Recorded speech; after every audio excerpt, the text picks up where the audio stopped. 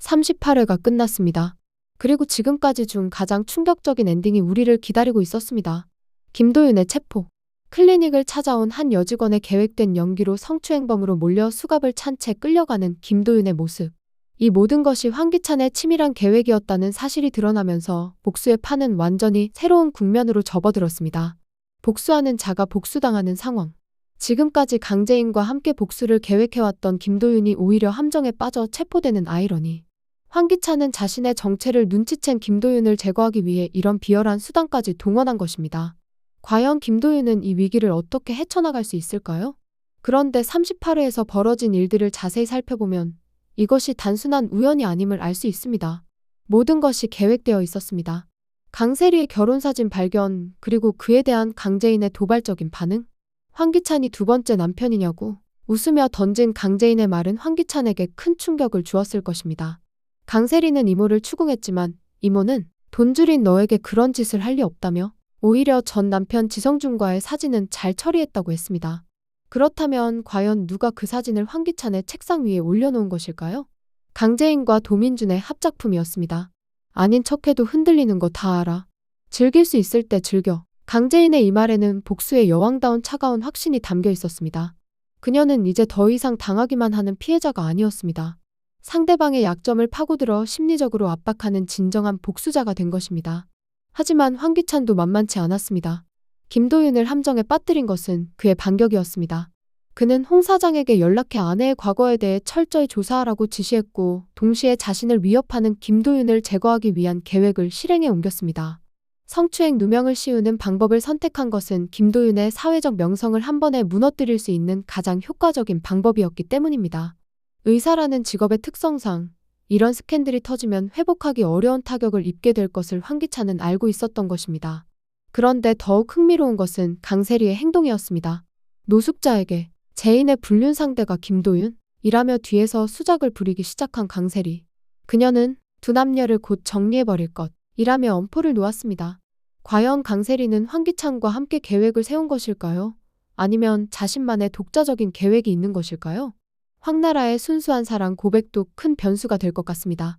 클리닉에 찾아가 김도윤에게 플러팅을 시도하고 심지어 엄마가 워낙 현금 부자라서 병원 3개쯤은 개원하는데 아무 문제 없다 며 큰 소리를 치는 황나라.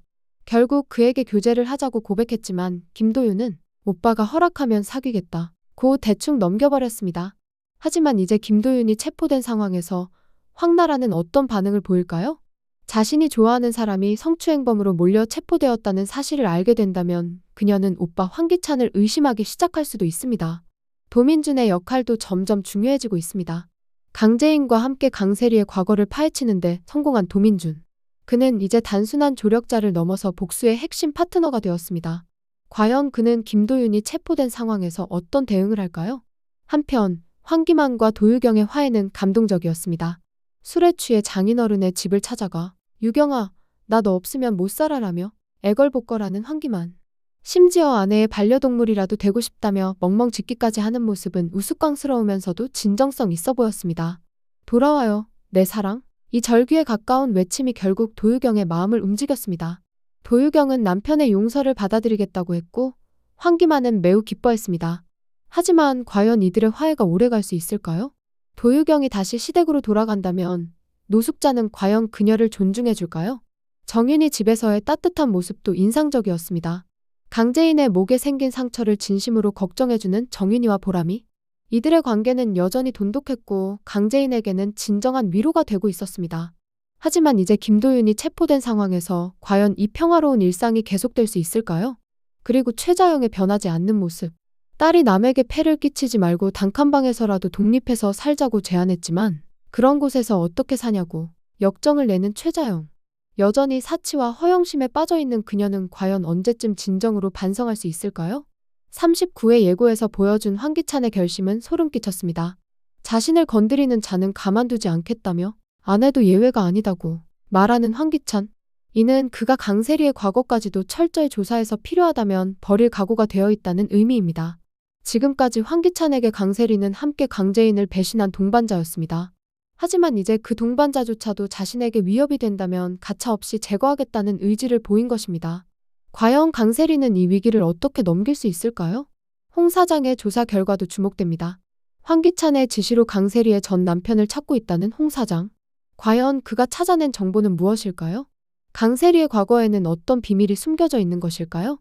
혹시 강세리가 전 남편과 이혼하지 않은 상태에서 황기찬과 결혼한 것은 아닐까요? 아니면 전 남편의 죽음에 강세리가 연루되어 있는 것은 아닐까요?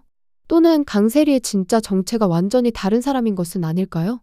복수의 체스판이 완전히 뒤바뀌었습니다. 지금까지는 강재인과 김도윤이 공격하고 황기찬과 강세리가 방어하는 구도였다면 이제는 황기찬이 적극적으로 반격에 나서면서 상황이 역전되었습니다.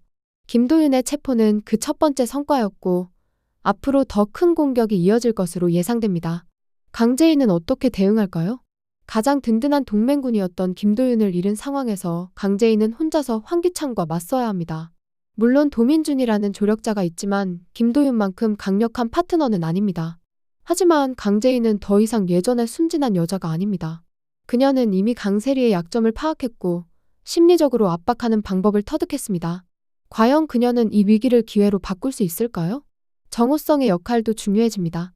김도윤이 체포된 상황에서 정호성은 어떤 선택을 할까요? 지금까지는 개별적으로 복수를 진행해왔지만 이제는 강재인과 적극적으로 연합할 필요가 생겼습니다. 패트릭으로서 YL그룹의 깊숙이 침투한 정호성의 위치는 이런 상황에서 큰 도움이 될 수 있습니다. 과연 그는 강재인을 위해 자신의 정체를 드러낼 각오가 되어 있을까요? 39회는 모든 것이 격돌하는 회차가 될 것입니다.